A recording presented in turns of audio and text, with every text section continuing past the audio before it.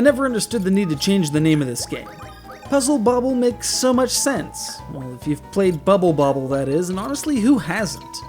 It was one of the most ubiquitous NES titles back in the day, reimagined recently on XBLA and some rather laughably horrible DS versions. But no, it's Bust-A-Move now, which means that the other game called Bust-A-Move has to switch to Bust-A-Groove, and all of a sudden, we're onto a whole Lord Bravery-style chain of name changes, and it's madness. Madness! And bubbles. And puzzles that you bobble like an outfielder about to be sent back down to the minors.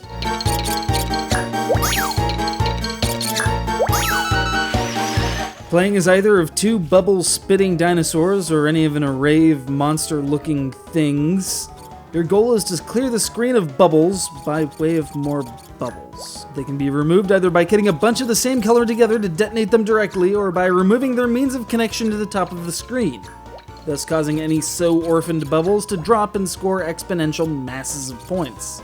It's a pretty simple concept and devoid of any semblance of plot or explanation of exactly why these dinosaurs blow bubbles. The simple reason is, plot wouldn't fit because the puzzle gameplay itself is diversified into several alternate modes for even more strange, bubble-bouncing action.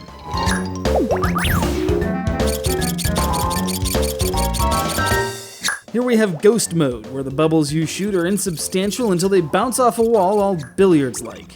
And Blind Mode, where you have no idea what colors are up there until you fire a bubble next to something and no, it's never what you want it to be.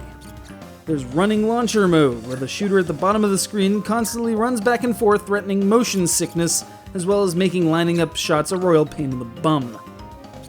There's the downright evil Seesaw Mode, where the playing field itself lists to the heavier side after each shot. If it goes 3 clicks in either direction, the whole thing just falls over and ends the game. There's Mix 'em Up, where the colors of the bubbles themselves are subject to change without notice. And then there's Shot Mode, where you've got just one shot, emphasized by a dramatic countdown once you've laid in your course, to hit a target in just the right spot. Likely by applying an OED's worth of English, bouncing off 2 walls, and winning a Big Mac from Larry Bird. All in all, there's over 1,000 puzzles included on this disc, and while each can be a bit on the short end of the spectrum, they feel perfectly bite-sized for on-the-go portable puzzle gaming.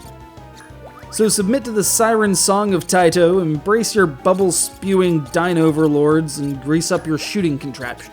You're gonna be here a while.